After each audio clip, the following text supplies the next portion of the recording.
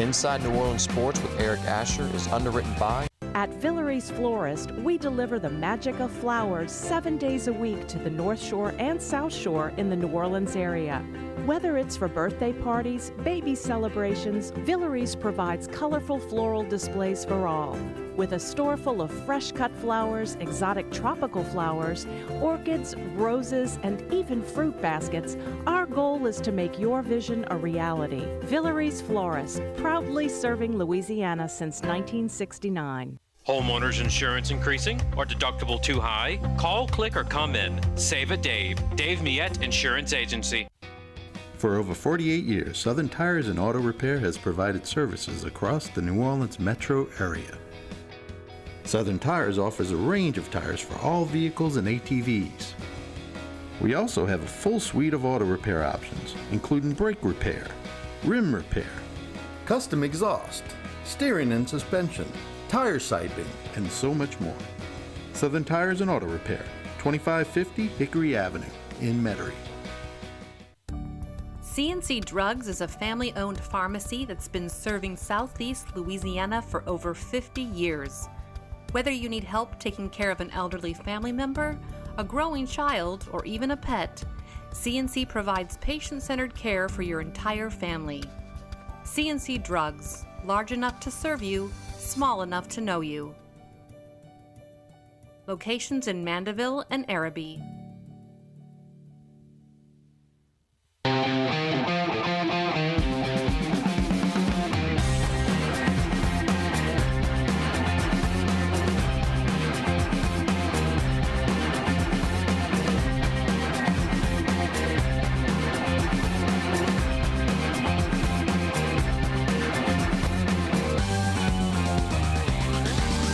Good afternoon and welcome to another edition of Inside New Orleans Sports. I'm your host, Eric Asher. Over the next hour, we'll cover all the home teams live from our Pontchartrain Production Studios. Saints, LSU, Tulane, Pelicans. We'll take a look at football. We'll look at what's going on with possibly with a baseball team up at LSU as well. We'll talk some Arch Manning and also some conference realignment. Hopefully we'll be able to fit all that in over the next hour to break it down for us. One of the best we have in the city. Ricardo LeCompte of Channel 4 Sports. Ricardo, welcome back to the show. Thanks so much for joining us today. Eric, thanks for having me. Before we get started, tell us about what's going on over at Channel 4, all the great programming you guys have. Yeah, and as probably everybody knows, this is the dog days of summer, so it is trying to find content to fill, but obviously we still have all our shows, our nightly sportscast. We have Fourth Down on 4, which is Sunday nights at 10:35. And then when we get into the football season, you're going to see more of our Saints specials that we're going to have, as well as our Fourth Down Friday, which is our prep football show, which I host on Friday nights at 10:15. So we're almost there at football season when it does get busy and it gets exciting and everybody has that buzz about the fall in football back in Louisiana. But until then, we're kind of making it until we get to training camp here in a couple of weeks. Just a couple of weeks, and of course we'll be glad to be able to get that rolling. Because and then look, people don't realize very quickly after that the Pels will be in training camp. With again a late October start. Yeah, it's funny because like the past few years, it's always like an afterthought with the Pelicans because it's like we're in the middle of the Saints season, and especially when the Saints have been really good the last 4 or 5 years, of course, in that little span there after in 17, that the Pels have been the afterthought. But now you have that excitement of not only Zion re-signing, but the fact that this team made it to the playoffs, got in, won a couple play-in games, pushed the Suns to 6 games. There's a lot of excitement to see what this roster can do, a fully healthy roster with Zion. There is a lot more buzz and a lot more excitement. I'm curious to see how that kind of works itself out in the middle of Saints season, when the Pelicans season, because normally you kind of go pick up the Pelicans in late January after the Saints are done. But now we may actually start talking about him in October, which is kind of a first here in a long time. Yeah, no, I agree with you. It's always been that way. People don't start paying attention until January to the Pels, because look, football is king. Between college football, high school football, which is huge here, you covered over for Channel 4, and of course the Saints. But I think this might be a different season this year, with people paying attention very early on how they're going to do, and look, come out the box a little bit quicker than what they've done. But we'll get to them in the next block. Let's talk some Saints. And it's funny, I listen to the national media, and like most things, they're not here, they're not covering it.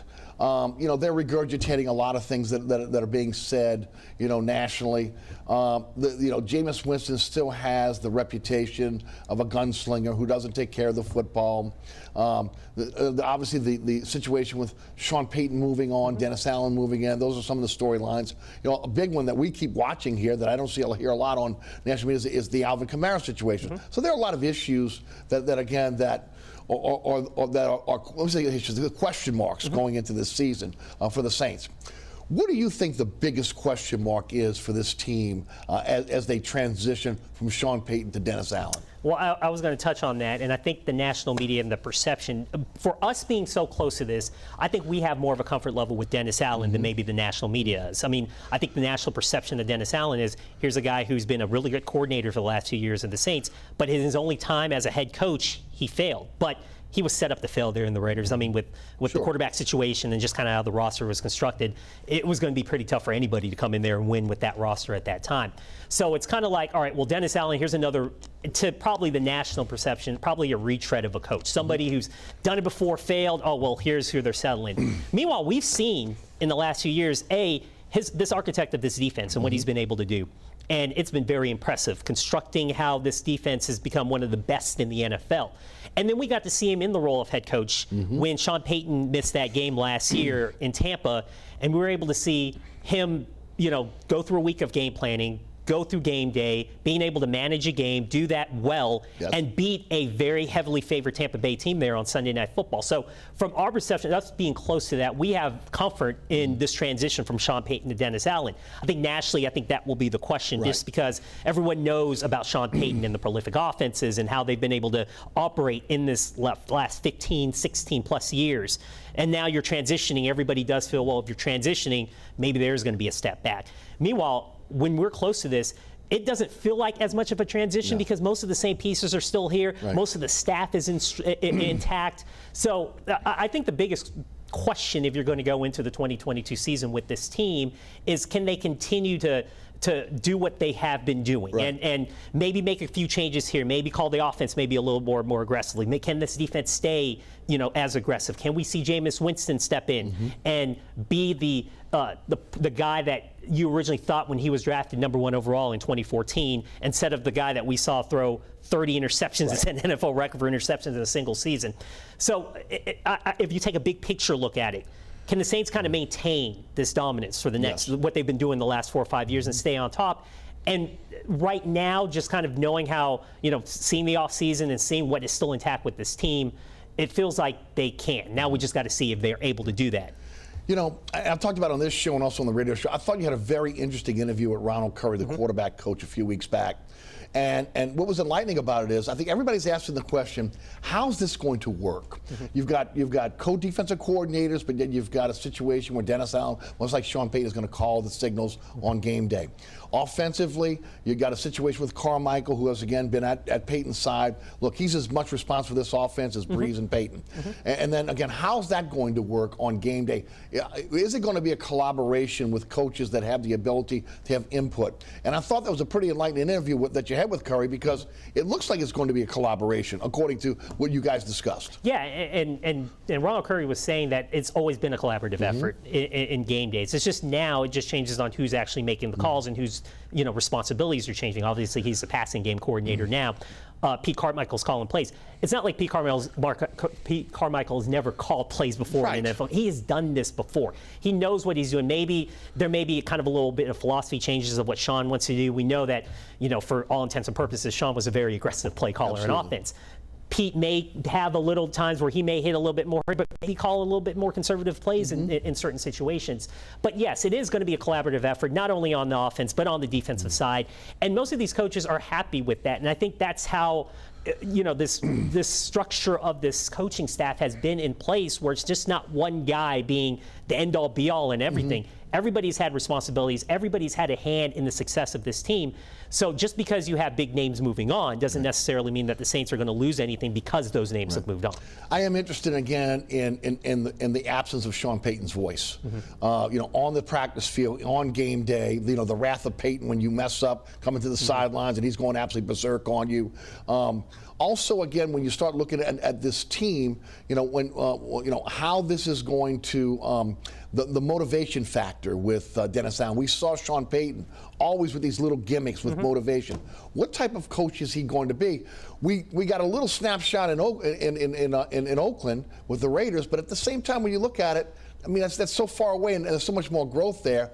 I kind of wonder again, how is he going to handle this team going forward? And the good thing is, again, this isn't a coach that's just coming in for this offseason. It's a guy who's been in this building for a number of years. So most of those players already respect him. Yes. And they have a comfort level with him. He may not be the guy who's going to come up with these inspirational things, Complete Street and this and that over here. The bat. But, yeah, exactly. But he'll take some pieces and stuff that he's learned from Payton, but he's not that type of coach. But he is a coach that is revered by those players, and they will listen to him. They will respect him, and that's I'm not worried about so much of that, simply because, again, with the NFL, it's always like, if you bring in a new guy, you have to sell these guys. It's either you're sold on this guy or that's it, and he has no chance of succeeding. They have a rapport with this guy. They understand what Dennis Allen, how he ticks. So really, when you talk to most of these players, even though, yes, they miss the voice of Sean, like that's going to be different going into this year. But outside of everything else, it's going to be just status quo for this team. Yeah, and of course, that comes with leadership. They have great leadership, great culture, which is one of the reasons why they try to keep things intact, even though Peyton moved over. Moved over to the booth, and we'll talk about his possibilities down the line here. All right, Jameis Winston's the big question mark here. The first 7 games, if that is what we're going to see through the whole season, the Saints are going to have a really good year. But again, a lot of people want to go back to the 30 interceptions. Again, look, he had so many coaches, so many offensive coordinators.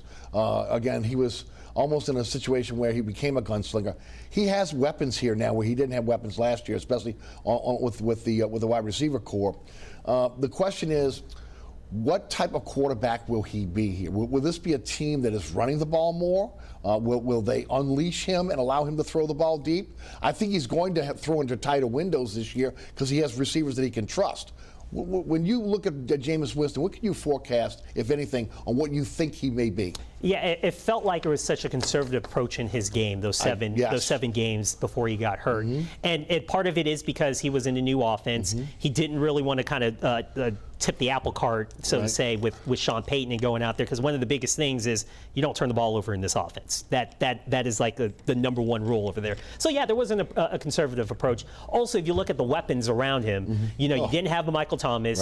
You had guys that were just kind of unproven. You didn't have playmakers that could stretch the field outside of Deontay Hardy. Like, that was the only guy that you had for a deep threat. So there was kind of where Jameis had to play conservative, not only because he was playing with Sean, but also the fact that he didn't have the weapons to really, let it open. You look into this roster now, potentially what he's got. So now he's got a potential Michael Thomas coming back if he's healthy. They drafted Chris Olave, who is that deep threat, who can do something. You can provide another guy on the outside, and you bring in Jarvis Landry, who can another guy that you're thinking, all right, you can line up on the other side of the slot, maybe with Michael Thomas, and have 2 threats where you can pick up yards and be able to actually extend this offense, spread it out, and throw it. So I think we're going to see Jameis kind of take that next step in terms of not being the conservative quarterback. I think he's going to open up just a little bit more, still knowing in his mind that he can't turn the ball over. And also, I think this offense, especially with the quarterbacks, and one of the things that we saw last year after Jameis got hurt was that this offense in general just couldn't get out of long third downs. Like, you saw this under Sean, and you saw this under Drew Brees, those 3rd and 3s, those 3rd and 4s, those manageable first downs. We remember seeing last year, it was 3rd and 7, 3rd and 8, 3rd and 9, over and over and over again. You can count as many 3 and outs they've had in this offense. So I think Jameis is going to still have that conservative approach in terms of staying ahead of the chains, but I expect him to throw it more deep. I expect him to, complete more of those intermediate to deep routes. And I also want to see how he improves in the short throw accuracy, and that's going to be big because this is very predicated on this offense being able to make those throws. It should help having Michael Thomas back in order order to make those throws. But he has even said when we were talking to him in the offseason that that's one of the things he's working on is his accuracy. And there is a big difference throwing it to someone in stride versus down here. I've got to come back for it and then not, pick up those extra yards. Yeah. So I expect Jameis to make more leaps. I think he's going to be healthy enough to play. I know he's not going to be 100% coming back from that knee injury, but I think the things that make you a good quarterback, I think he's going to take steps in that this year. And those 7 games, we saw the sample of it. I think we're going to see more of that in terms of him making those progressions in those areas next season. I think it's going to be interesting, again, 2 things. First of all, again, coming off a knee injury. Guys getting around your legs, how do you react to that? He's never been one that, again, that likes to have, and no quarterback likes to have guys around their legs. The other thing is mechanics, and you mentioned it, the ability to be able to throw the ball accurately, again in the short and intermediate windows. When he does not have his mechanics right, where he's not stepping in and throwing the football, he has a tremendous amount of problem. The ball is all over the place. That has to be, again, look, we were spoiled with Breeze because of his accuracy and his ability, again, to be able to pre-snap reads, etc. We'll get into that in a moment.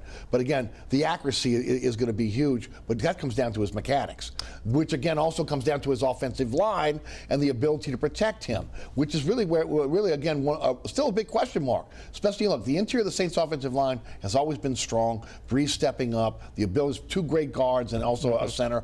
Obviously, you've had some really good tackles. This year, again, you've got a situation where the left tackle situation is in flux.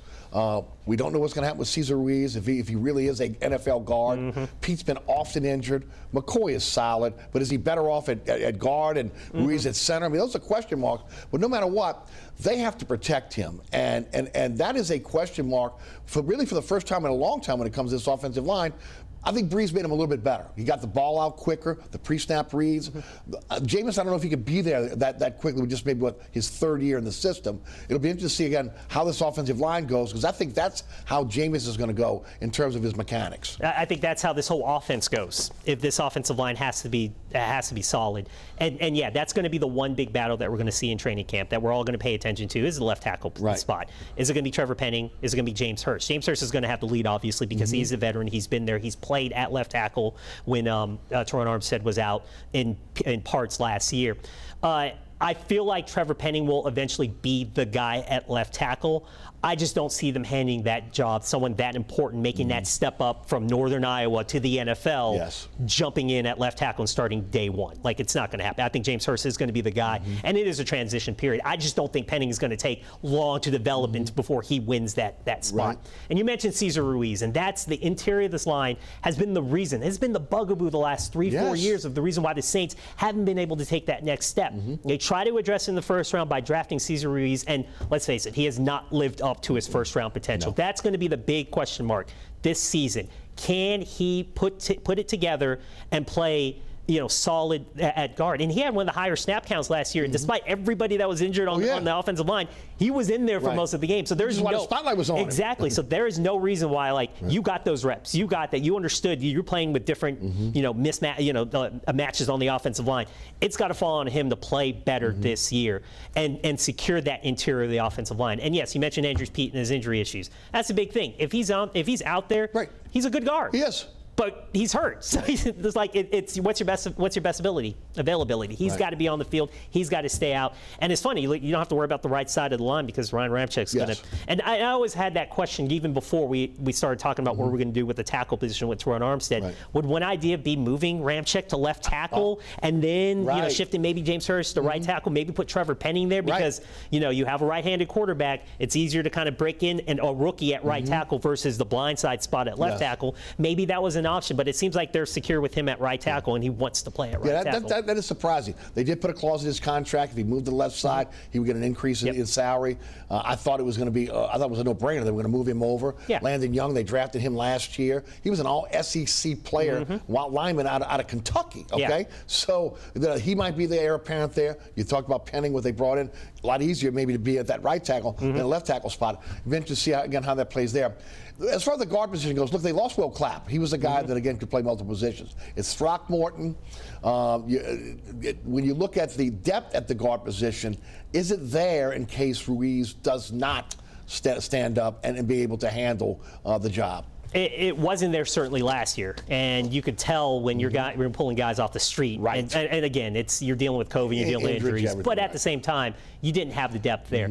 Maybe the depth is a little bit better. I feel like they have addressed certain parts of that, but it almost feels like right now, they're riding with Ruiz and they're riding with Pete. And if they've got issues there, they're going to have issues the rest of the season. I don't see where, again, you talked about Throckmorton moving in there or somebody else that you can kind of go and guard there. Maybe you can move Hurst back into guard if Penning is ready to go. Maybe that is where because he can play guard as well. But outside of that, I feel good with the tackle depth. The guard depth kind of concerns me. And if Ruiz and Pete don't perform like they should, then the Saints have issues. Real issues. And that's going to, it's a domino effect. There's no doubt.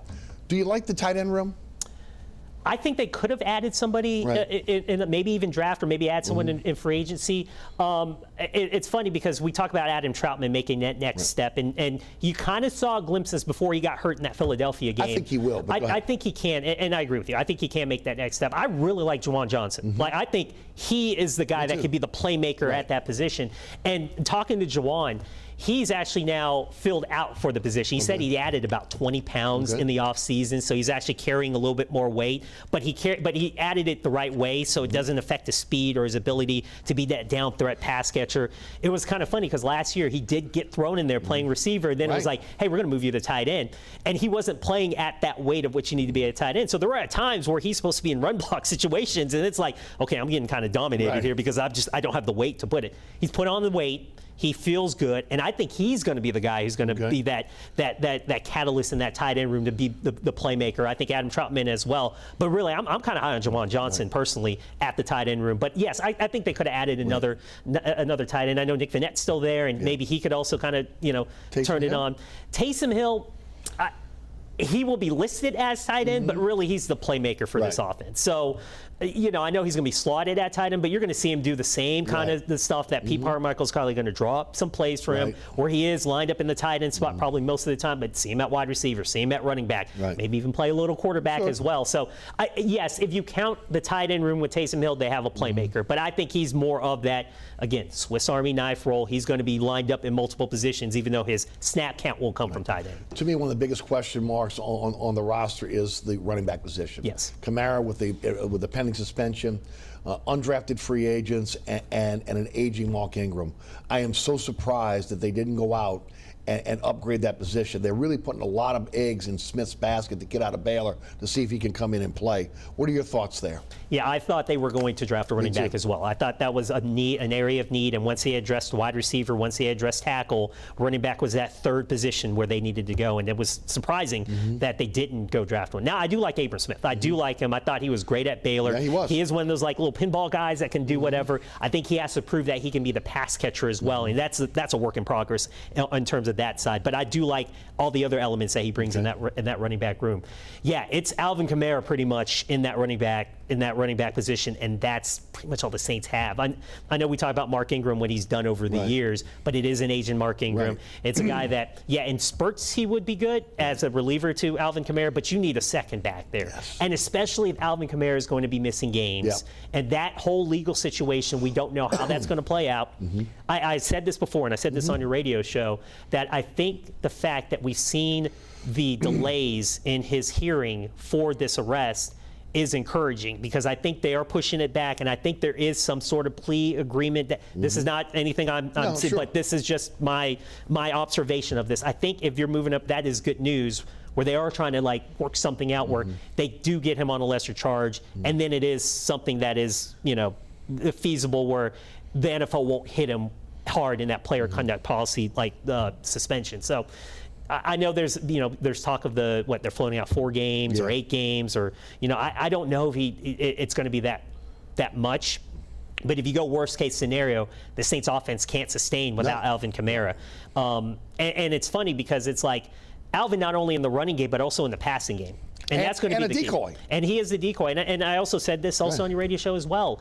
I want to see how that relationship between Jameis and Alvin Kamara works out in the passing game. It's been such a big component since he's arrived here in 2017 in helping this offense kind of extend stuff. If you have to put another guy and worry about your running back coming out, you're getting single coverage. You can't cover everybody with 2 guys. You can't cover Michael Thomas if you got to work about Alvin Kamara and cover him and double him up. last season he had a career low in receptions and receiving yards. I want to see how that relationship works and if Jameis utilizes him more in the passing game because that's such a big weapon in that area. And that's certainly a big part of this offense having Alvin Kamara. But again, if he's missing multiple times because of those legal issues and being suspended by the NFL, or God forbid he's hurt and he misses multiple games, they're going to have serious questions establishing any type of run game in any game. Right, I agree. And I think you mentioned it early in our program today. You go back in your mind's eye and you think about plays in which Jameis was throwing to Kamara, it was never smooth. Yep. The ball was all over the place. Kamara had to make a great catch. You could see the frustration at times with Kamara. You know, again, when the ball wasn't there, used to having Drew Brees throw to him. That's something, obviously, they've got to work on. And look, how do you do that when a guy's coming off a knee injury, right? I mean, that's the other part of it. So we'll see how that plays out. On defense, everybody believes, myself included, that, again, that this is going to be the part of the team that's going to carry them this year. And it really starts up front where I think, again, if healthy, they can be one of the best teams in the NFL when you talk about pass rushing, run stopping with the players they have. Now, look, a lot of question marks. Davenport, Turner, are these guys going to be healthy? You got Passanio coming off an injury as well. You look at interior. David Onyemata's got to be a force here. And look, they got to take some pressure off Cam Jordan to be Mr. Everything every down, you know, at his advanced age in NFL terms. What do you think about that first level of defense? Can it be dominant for this team?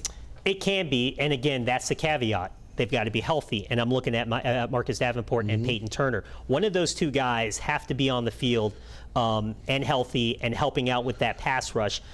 Cam Jordan, we talk about him advancing in age and being able to, you know, sustain on the field. He can't play 17 games at the level that he needs to play at. I like him in those like short spurts, and you go back to the end of the year, those 4 games, the Saints went 3-1, 8.5 sacks for Cam Jordan. The reason why he was getting that is because he had Marcus Davenport on the other end being a disruptive force. You need Davenport or you need Peyton Turner to be that disruptive force to let Cam go one-on-one against whatever right tackle he's going against and get to the quarterback. If they have that, I feel good about that first level. I feel great about David Onyemata. I think he's got a little bit of a chip on his shoulder going in this year, just trying to, you know, advance on what he's been able to progress these first few seasons in the NFL. And maybe we see a Shy Tuttle step in. Maybe we get somebody who can, you know, really help, you know, not only get that push in the middle that you need, but also be a good run stopper and also, you know, give that pressure up in front of the face of the quarterback. But again, it's got to be Marcus Davenport and it's got to be Peyton Turner staying healthy and playing on the field. And we just haven't seen that with Davenport. Obviously, we had Turner in flashes. I can think of that week 2 against Carolina when he was just dominant up front and just being a disruptive force. But then he had to deal with injuries and ultimately, you know, had to miss because of the shoulder injury. But one of those two guys have to be that disruptive force to just get pressure off Cam Jordan on the other end. The big question is, again, you know, when you look at the linebacker position, really it's more about depth than the starters. I think, again, you look at Werner now, who's going to probably step in for and being next to Demario Davis. Been a lot of talk about Quan Alexander. If it's not Quan Alexander, who's it going to be? Can you trust Ellis? You know, can you trust you know, some of the other players they brought in, even veterans that again they're going to be playing that linebacker position? How do you feel about the second level? I like the two linebackers that they have right now in Demario Davis and Pete Werner, and I think Pete Werner is going to make strides in his second season. And he's been a very, you know, Demario Davis was talking very high of Werner, and just his progression. I'm not really worried about the 3 linebackers because they're going to play a lot of defensive ends. They're going to play a lot of times in nickel. It's one or two. So it's going to be those two guys. So it doesn't, you know. I think the depth behind there, you know, you're banking on Demario Davis staying on the field like he has. He's been like an Iron Man on the field and not missing games because of injuries. Pete Werner's, if he stays healthy, then you're good. But we know it's the NFL, not for long. So you don't know how long. Can you trust Bond? Can you trust Ellis? I mean, Ellis, I'm interesting to see, and I do like Hayden Ellis's game. Again, it's just if he's healthy and he's ready to go. I think Zach Bond is the one where we go, all right, you drafted him, you used a high draft with 3rd-round pick on him. He hasn't really shown any glimpses on that, and it's funny because even when I'm just watching him at practice, now he's another guy I'm going to be looking on in training camp. He doesn't really step out. He's not that one guy I go, man, like he can play. Like all the other linebackers have done that. I've seen Kane Ellis make just tons of plays in there, and I go, wow, he jumps out. Zach Bond hasn't done that really, and it's kind of like, man, how many? I'm glad you've got a role in special teams, but you've got to make that next step. You are counted on because you've got to provide some depth to that. And this may be a big telling year if he can finally crack the field and get on, crack some playing time and get on the field. But as of now, he hasn't been a guy that's been there. It's really been Werner, who was a rookie, being able to step up and go there. And again, I like Hayden Ellis once he's back and healthy. But yeah, Zach Bond's a guy that you're kind of looking at going, all right, you've got to make your move this year and you've got to crack the lineup. The defensive backfield, I think, is one of the best in the NFL. Look, I know they lost Malcolm Jenkins and Williams, but I think they've upgraded that position, with bringing in a Tyrann Mathieu. Also, again, the kid from the Jets. Marcus May. I think you look at the cornerback position, they're solid there. They bring in Alontae Taylor now, again, that they're going to groom at some point. CJ GJ is one of the best, if not the best, nickel corner in the NFL. Be interested to see if they're going to extend him before the season starts or within the season, being the last year of his deal. How do you feel about the secondary? I'm really high on the versatility of those defensive backs. The one thing, when Marcus Williams left to go to the Ravens, they were so good on the back end of that secondary. He was such a rangy free safety that a lot of times you didn't have to worry about, being thrown over the top. And now that you lose that, now it's like, I feel like they're maybe using those defensive backs that they brought in, and you're going to see versatility in terms of not only just playing in that free safety and that ranging, but maybe playing a little bit closer to the line of scrimmage, maybe being disruptive. And Tyrann Mathieu certainly is a guy who can do that, who can play up on the line of scrimmage, can play back. One of the interesting things, just looking at Tyrann Mathieu, because I've never seen him up close before. I've seen him on television, obviously, all the years, at LSU or whatever. He is a small dude. He's not a big dude. He's not. The fact that he has had 13 interceptions with KC in those 3 years he was there, the fact that he makes all those plays at that size is it's just telling, going, this dude can ball out. He is fantastic. What did Darren Myers say? Dogs, no dogs? Dogs, definitely no dogs. And certainly Tyrann Mathieu is a dog. And yeah, Demario was right. It's impressive just to see what he's able to do. And I think that's the great thing about that versatility, because those guys can play free. Those guys can play strong. Those guys can play up in nickel. Those guys can play on the line.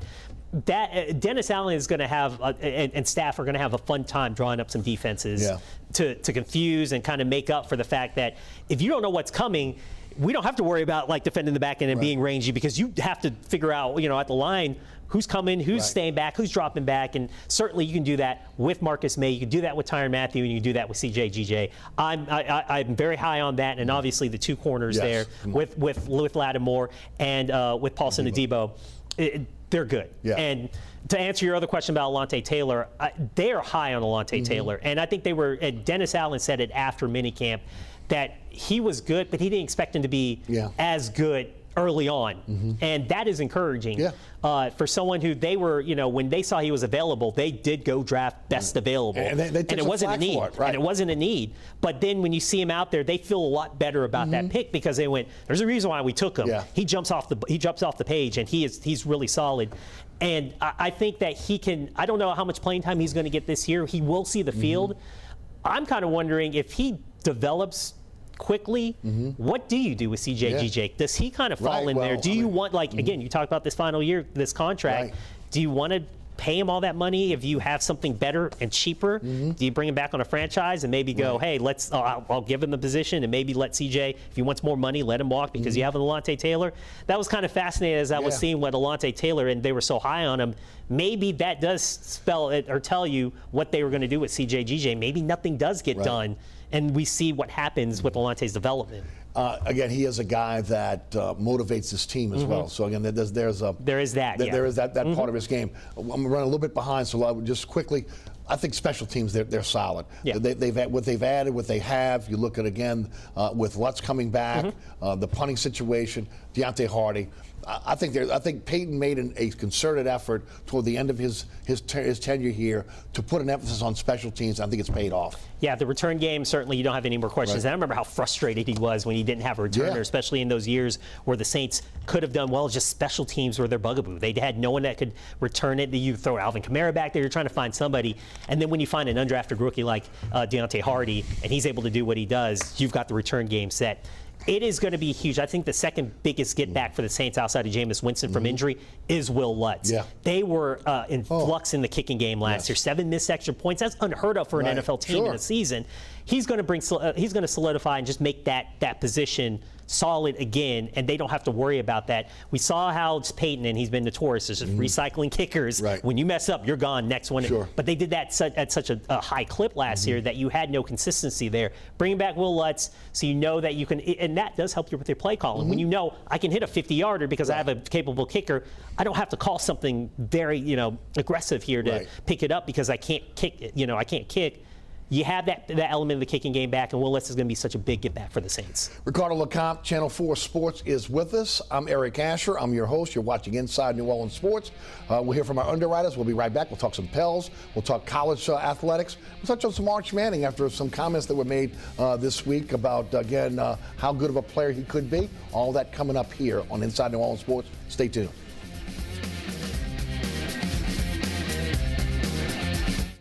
Heating and refrigeration has been family owned and operated since 1989. Burkhardt has energy-efficient solutions and offers brands such as Mitsubishi ductless AC units and Amana, the only manufacturer with a lifetime unit replacement warranty. Burkhardt's offers maintenance bundle packages that include servicing your AC, generator, and tankless water heater. For more information on the services Burkhardt's provides, visit acpromise.com. Burkhardt's Air Conditioning, Heating, and Refrigeration, providing comfort for life. Located at 3701 Iberville Street in Mid-City is Katie's Restaurant and Bar. Open 7 days a week, Katie's offers daily specials for lunch, dinner, and Sunday brunch. Serving New Orleans cuisine such as fried shrimp platters, grilled redfish, and a fully stocked bar. And don't forget about our expanded event seating and local entertainment. Featured on the Best of Food Network's diners, drive-ins, and dives, Katie's Restaurant and Bar. Welcome back to Inside New Orleans Sports. Ricardo LeCompte of WLAE-TV is our guest. We're going to jump into Pels. We're going to jump into in the college. But I have to ask you this because there was an article this week in the Picayune. One of the writers of The Athletic, calls himself the Godfather of recruiting, mentioned that Arch Manning, if he didn't have the Manning name, would be no more than a 3-star quarterback. That again, he wasn't able to win the big games, et cetera, et cetera. Now, I'm just going to be honest with the audience here. I've had guys that cover high school sports in this town tell me the same exact thing. You guys do a great job at Channel 4 covering high school sports. You've been around Arch Manning and that program. Do you concur? Do you agree? Do you disagree? I think if his name wasn't Manning, we'll ask that. If his last name wasn't Manning, he still would be one of the top quarterbacks in the state of Louisiana. I still think it's the best quarterback in Louisiana. Remember, he won the starting job at Newman as an 8th grader. Right. So the kid had talent, even if you just take away from the Manning. And watching him progress from his first game as a freshman, and I was there for his very first game as a freshman, and he was throwing dimes and doing this, and I'm like, this kid's a freshman? Forget the Manning name. This kid is very impressive.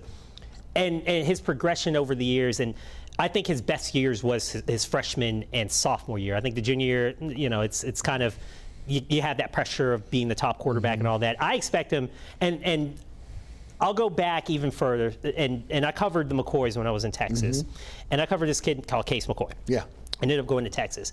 The first 3 years were one of those where he was a 3-star quarterback, and it was kind of like, well, Colt is his older brother, and I don't know why Texas offered him. His senior year, he took off, and there was just a big jump, a big progression, and then all of a sudden it was like, okay, I see why now he's one of the top quarterbacks in the state of Texas and why Texas gave him a scholarship. I think it's the same thing with Arch, where this season, I think he's going to kind of quiet any of the storm. Going, well, he's a Manning. I think he makes that big jump, and some of the reasons, I went out to spring practice and I watched him. He's bigger. He looks like a college quarterback already. Right. He's got the arm, he's got the touch, he's got the size, and the athleticism. He's very athletic. Yes. I think when you're a two-sport athlete, and I played 2 sports. If you're a two-sport athlete, I'm a fan of it because you're an athlete. You are an athlete. He's going to make that jump because again, he's got the tools, and I think he is going to be, with all the tools that he's got around, not just only physical but the mental tools in terms of he's got people to confer to, aka his uncles. Yeah, sure. He's got a good quarterback coach that they just brought in that that's putting in a new offense, and he's going to probably thrive in this offense because it's going to be the same offense he's going to run when he gets to see Sarkisian in Texas. I think we're going to see him, take that next elevated level, and I think he's going to quiet a lot of this criticism of the fact that why is he getting all this hype because his name is a Manning. Right. No, he is. Take the Manning away. He is a 5-star prospect, best in Louisiana, and the reason why he is the top quarterback in 2023. Right. By the way, again, when does your high school show start? It will start in the first week, so around September on Friday, 10/15. Beautiful. All right, let's talk Pels. Okay. What a total difference, huh? I mean, my gosh, we were talking last time, the possibility of David Griffin getting fired, wasn't going to make it, again, bad deals, etc. Total turnaround. Zion signing the long-term deal, the culture change under Willie Green, and then the camaraderie we see, like we've seen in Vegas this week. Yeah. Where again, the entire team is there. Talk about this total changeover for the Pels. Yeah, it's funny because I think we were talking about David Griffin and his job was on the line going into last season, especially after that 3-16 start. You were kind of like, all right, this isn't working. They need to figure out something. And as they kind of went through the season and figured it out, I think it started with finding the right head coach.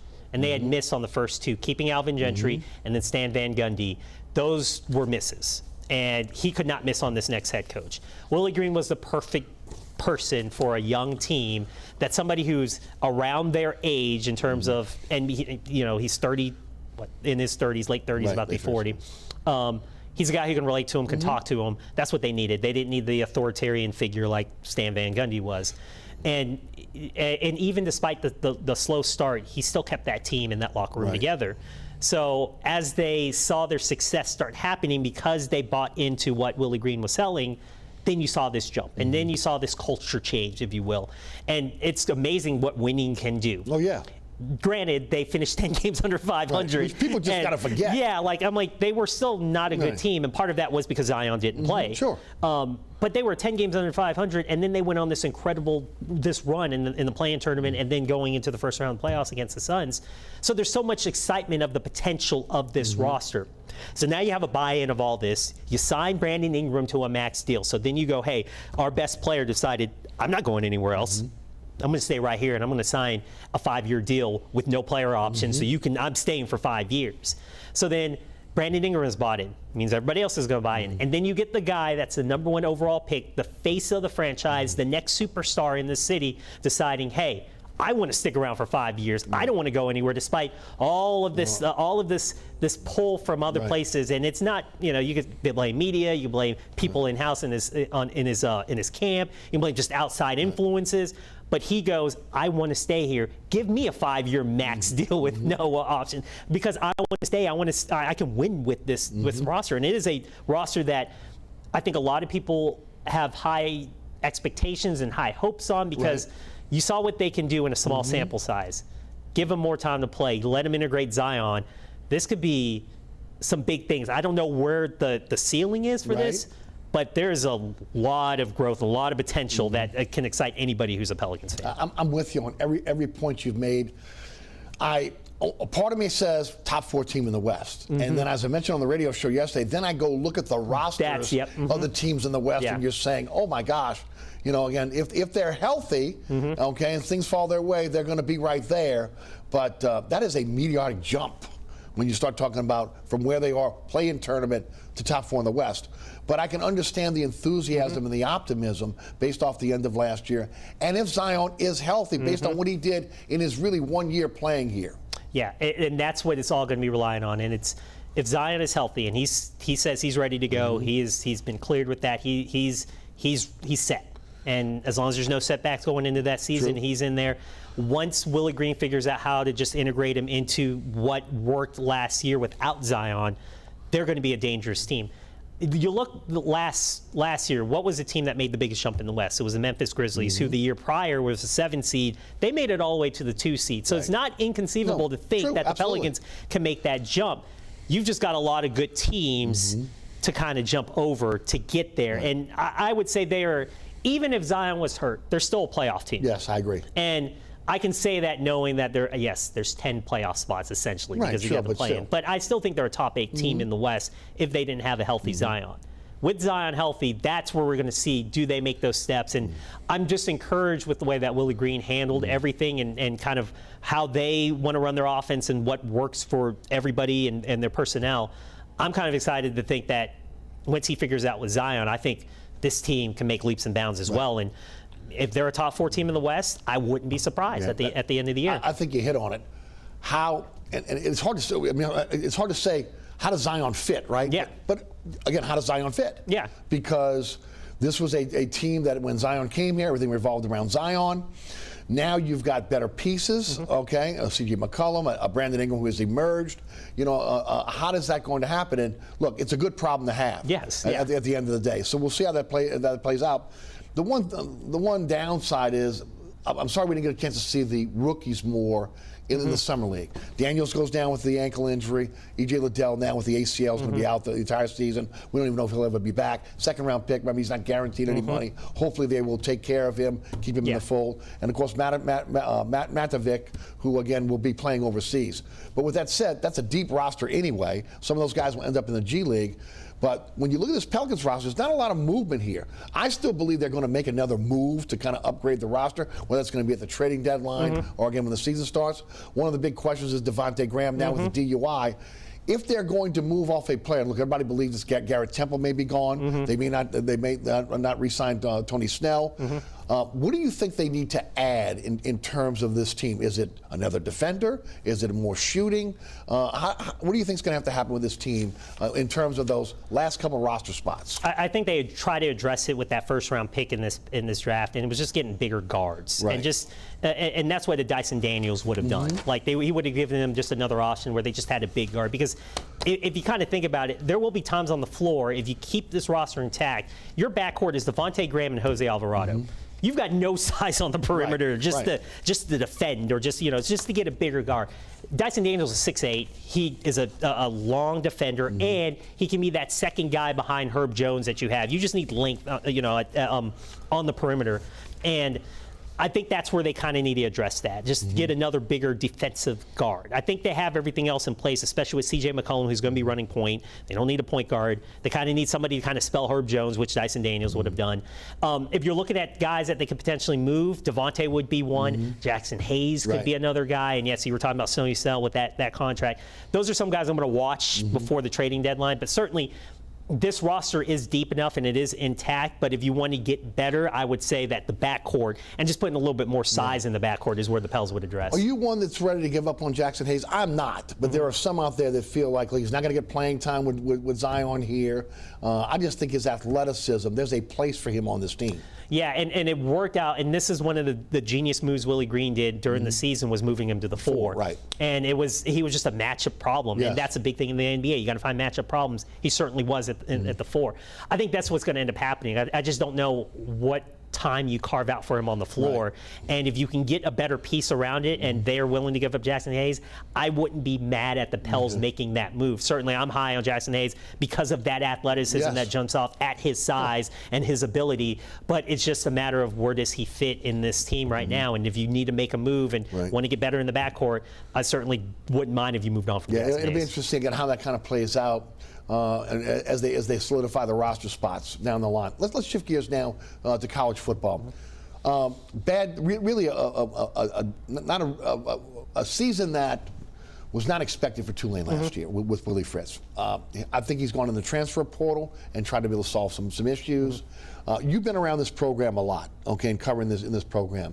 Was that an anomaly last year? Is this a situation where we'll see a bounce back year this year for this team, going back to a bowl game? There's not a lot of pressure on him in terms of the hot seat, but again, more was expected from Willie Fritz and this team. Yeah, and I thought they were going to make that next step. Me too. Certainly when you had Michael Pratt coming back as a second-year quarterback, when you just had a bunch of good pieces defensively, kind of, and you were talking about Willie and his recruiting and how every year he was just getting better classes coming in there. So I do think it was an anomaly last year. I mean, it was kind of unexpected that they went 2-10, and part of it just felt like I think they almost like went out early in terms of like spending too much gas early on. They played a tough schedule before, and even when they jumped into AAC play, they had some juggernauts they had to face, and I think there was just a certain point where it's like, man, the way it was going and how hard they were playing and staying in games, it wasn't sustainable for 12 games, especially with that roster. I do think they make a bounce back this year. How significant?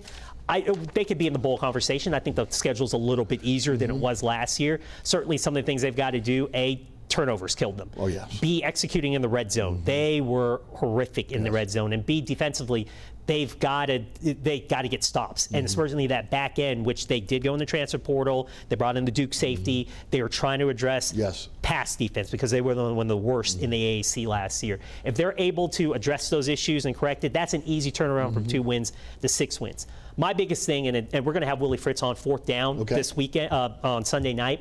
I'm going to ask him about his new staff. And just when you have that much turnover that you've got to replace, certainly does philosophy change? Does, with those new coaches, that's a lot to do. And he gave up on coaches that have been with him forever. Yes, and you have to move on and make changes somewhere. It's a whole new staff in there. So I'm kind of curious to see how that meshing is going on, and has he ever had a wholesale change like he's had, in previous stops? It's something where a head coach, I think that's a lot to kind of undertake in the offseason. So I certainly do, again, to answer your question, I think Tulane's going to have the bounce back. Certainly schedule helps, and I think we're going to be talking bowl game for Tulane. It seems that LSU's got the NIL collectives down now, okay? I mean, you look at what's going on with baseball, the recruiting that has happened with Jay Johnson. You look at what McMahon, who again had nothing, the cupboard was completely bare. With basketball, what he was able to do in a short time, and again, regenerating that program. And what has happened over the month of July with the football team in terms of, look, the transfer portal, first of all, to triage everything, and then, of course, the 2023 verbal committed class that they have right now, which has been outstanding. That was some of the things everybody was talking about. We talked about a lot on this program. LSU was way behind on NIL. Based on what we've seen now, based on the guys that I've talked to, they've got those collectives together now, and we're starting to see this. I mean, total from Mulkey all the way to the men's programs. This total changeover with new coaches. Talk about the LSU programs. Yeah, and when you touch on the NIL, I think it was kind of like once it started, it was Wild West. Yes, it was. Really was. The whole college landscape was trying to figure out, how is this thing going to shake out? How is this going to work out? I think there does need to be a little regulation. I agree. And there needs to be a body that kind of figures that out. 100% Maybe agree. If and again, the NCAA is kind of handcuffed with a lot of this stuff. Do we see it when we talk about that in expansion? Do we see college football ultimately breaking away from the NCAA? Maybe that's an idea. Maybe it's just its own separate, entity where you can have a CBA and then organize this NIL money, so you don't have someone making $10 million to go play football at Texas, and now you're a program in middle tier trying to recruit, and you just simply can't do that. But again, remember, NIL does have to, you're putting up money for that. Does somebody who's putting up for these recruits paying $10 million, is that sustainable for doing, and I think that's where it kind of And how much can you get back in terms of your investment? In your investment, exactly. So I think that does kind of, that kind of regulates itself, but I still think there needs to be some regulation in that. As for the LSU program figuring that out, you mentioned McMahon's run, where everybody, once Will Wade was fired, and he went on a tear getting everybody in there. Of course, Kim Mulkey is going to be recruiting at a high level, which that should be no surprise.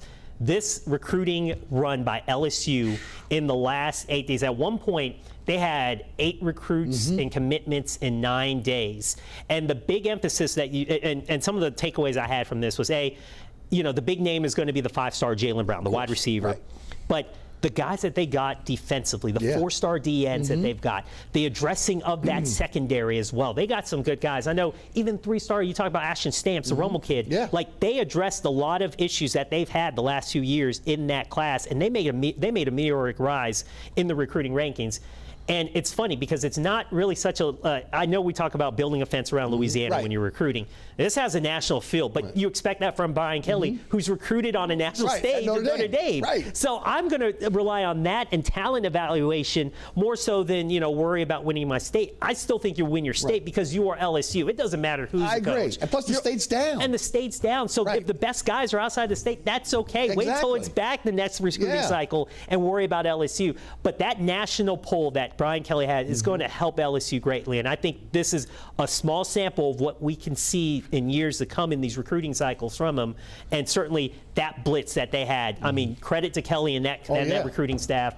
they hit a home run with pretty much all of that, and it's been an impressive run. And like I said, what's really impressive about it is, again, it's all the sports now. So again, you're again, even with them not saying this, they seem to have gotten NIL under control. Yeah. Because again, these kids are signing, but they're also getting something. Yeah. Okay. Nobody's signing, especially from out of state. Even though again, a lot of those guys were being recruited by those assistant coaches for those other schools, and they had a chance to come to LSU. Why not? The next question is going to be, well, let me ask this first. Okay. Quarterback. Who do you think will be the starting quarterback for LSU? That's it was funny because I would have started right at the beginning saying Miles Brennan just because of seniority. Yeah. Now there's going to be a competition. The guy that I don't think will win it, but I want to see actually play is actually Garrett Nussmeier. And the reason why is because here's a guy who there's an element at playing quarterback where, yeah, you can be conservative or whatever, but Garrett can make throws and make plays that you're going to get a lot of no, yes plays from Garrett Nussmeier. And maybe I think if you're Brian Kelly early on, you want somebody maybe proven to kind of, whatever. Stability. But I think if you could develop Garrett and harness the good, I think he could be, he's shown something. He's got that kind of, that moxie, and it's one of those words that you get thrown around for quarterbacks, but he has it, and you could see it the way he plays. If he makes a mistake, oh well, I'm moving on to the next thing. I have short-term memory. I'm going to keep going and going because I am that confident, maybe a little overconfident that I'm going to make that same throw and make it better the next time. So I don't know. I don't think that's going to happen. But I would like to see Garrett Nussmeier, just at least because I think the arm talent and the fact that, man, if you have that guy leading your huddle and he's making plays and he's busting his tail, that feeds off to a lot of those. Well, and I'll say this: he's kind of a combo of both of Daniels and Brennan, if you want to look at it. Yeah. Daniels is going to get some plays. Obviously, they may probably start with Brennan, unless it truly is an open competition. Yeah. We already know that Howard's going to be redshirted. It'll be interesting to see how that plays out. I got about a minute and a half, and it's not a lot. Conference realignment. How do you think this is going to affect college athletics going forward? The whole play of all of this realignment stuff is TV deals. So television deals are going to dictate a lot of this stuff. So I think we're going to have to get used to the fact that, yes, we have UCLA and USC playing in the Big Ten. We're going to see more of these conferences rating some of the bigger conferences.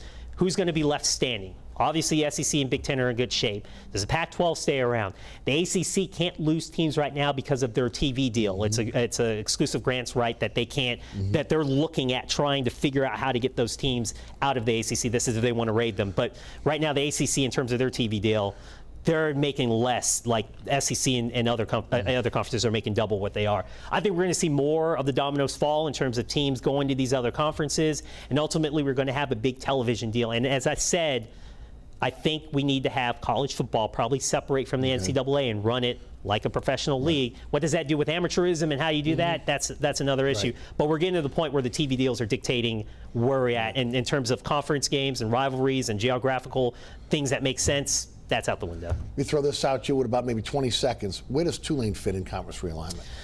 I think they're in that second tier, and that's another big question. What do those Group of 5 teams do? Yeah. Do they try to join one of those defunct bigger conferences, or do they kind of just figure out their own thing? I think we're going to have two different levels, and unfortunately, I think Tulane gets left out of that bigger at the big table. At least it looks like that way now. Yeah. It definitely does. I mean, things could change now with the AAC. Again, they could be one of the big dogs there. I'm interested to see again how NIL is going to affect Tulane going forward. How can you compete? But again, that'll work its way out, as we go forward. Ricardo, great job as always. Thanks so much for joining us here on the program. Thank you. Ricardo LeCompte of Channel 4 Sports does a great job always. I want to thanks so much for tuning in. Plenty of ways to be able to catch our program. Remember, there's so many rebroadcasts. There's a QR code that's up on your screen that you can click on. It'll take you right to my website or again to the WLAE-TV YouTube page where you catch the program anytime you want. Also, don't forget, catch me on the radio, 106.1 FM, Nash Icon. That is weekdays 4 to 6. You can listen live at ericasher.com. The Anchor app is our podcast. Also, again, don't forget about TuneIn and also iHeartRadio app. Those are digital platforms. I want to thank our underwriters who make this show possible. Please continue to support our great underwriters. And also want to thank the WLA production staff, including Ron Yeager, Jim Dotson, Logan Graffia, Alex Chacon, and William Hill, our director. For Ricardo LeCompte, I'm Eric Asher. Thanks so much for tuning in. We'll see you next week for another edition of Inside New Orleans Sports. Thank you.